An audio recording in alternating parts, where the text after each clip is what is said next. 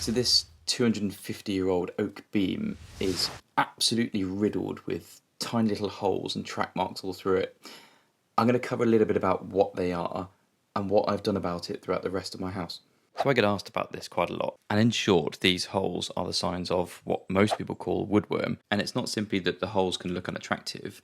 Significant attack like this can actually structurally weaken the timbers to the point of failure. Now that all sounds very terrifying, but in order to understand what we can do about it, we first need to understand the insects themselves. Let me explain. In the UK, there are a number of commonly found wood-boring insects, and of all of them, they all generally follow the same life cycle. From the egg that's within the timber, the larvae hatch after around 10 days, and it's these larvae that burrow and munch their way through the timber. And depending on the species, they do that for anything from 1 to 5 or more years. They then form a pupa and around 6 weeks later turn into a fully adult beetle. And it's as this beetle exits the wood that you see the perfectly round flight hole or exit hole from the timber. The beetle then spends the next 2 to 3 weeks wandering around, finding a mate to then lay its eggs back within the timber to restart the life cycle. So why is all this relevant? When trees are growing, they support a really healthy population of insects and bugs just underneath the bark. They live on the sapwood, eating through that abundant starch-rich cellulose. And when the tree is cut down and it's milled, that beetle remains in the timber and can be there, like I've said before, for 2, 3 or even 5 years until that timber's properly dried out. So a significant number of the exit holes that you can see could well be from the original insects that were in that tree when it was felled. So like with my 250-year-old beams, many of those holes could have occurred 248 years ago. Now, of course, it is possible to have much more recent exit holes, and you may find continually growing little piles of dust at those exit holes. This dust is known as frass.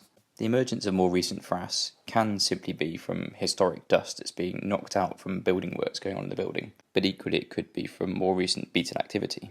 And if that's the case, it points to one fundamental problem with those timbers: their moisture content. Now, for the common UK wood borers, certainly in oak, they will usually stay confined to the softer outer sapwood, and they'll leave the actual structural heartwood alone. This is because that heartwood is much harder and denser than the outer sapwood. But if that hardwood has a high moisture content, which is common where joist ends meet walls, fungi can start to grow, making it much more tasty and easy to eat for the wood borers. And as with fungi, wood beetle will only cause serious damage when there is damp.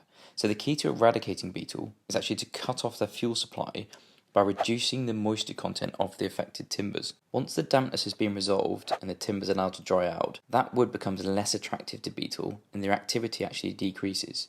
And once that moisture content drops below 12%, they actually struggle to survive and their numbers would naturally decline. And this is actually where these pronged moisture meters are the right tools for measuring the moisture content in timber. So on a bare, untreated timber like this, you can get an accurate reading. About 9%. And from that reading, I now know that I've significantly reduced the risk of my timbers being munched by wood-boring insects. In general, heated buildings are actually very hostile environments for these insects.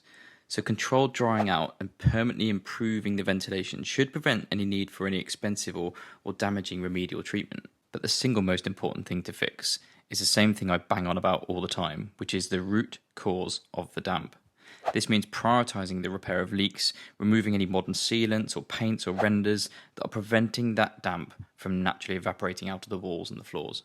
Now, what I can't do is conclude this video without giving my opinion on chemical treatment of using insecticides or pesticides to eradicate these insects. The blanket spraying of chemicals rarely reaches the infestation, and it simply results in the toxins being distributed throughout the building. In any case, chemicals are difficult to apply beyond the outer surface of the timber, only penetrating a few millimetres, which makes them ineffective against the more serious established infestations where insects have burrowed much deeper. And as I've already explained with the life cycle, you'd have to be having a regime of spraying these chemicals every couple of months for long periods of time to be able to ensure that you killed the larvae that had been in there for 3 or 4 years. And another problem with taking that approach is that these insecticides, they don't discriminate.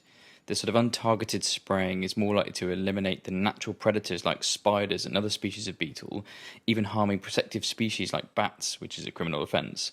And as I've already covered, another problem is that the most serious beetle outbreaks tend to affect the damp structural timbers, such as at joist ends that are embedded in walls, where access is almost impossible. So in summary, for old buildings that use oak as a significant part of their structure, In my opinion, for 99% of situations, chemical treatments are a total waste of time, and instead focus should be on getting those timbers dry and keeping them dry. And if you need professional help, my advice would be to appoint a chartered surveyor specialising in timber framed properties. The IHBC is a good place to start. Having inspected the building, they'll be able to determine the type of timber you have, what kind of infestation you might have, what the possible cause may be, and any rectifications needed. But crucially, they'll be independent, unlike the specialist timber and damp contractors who make a markup on the chemicals that they sell.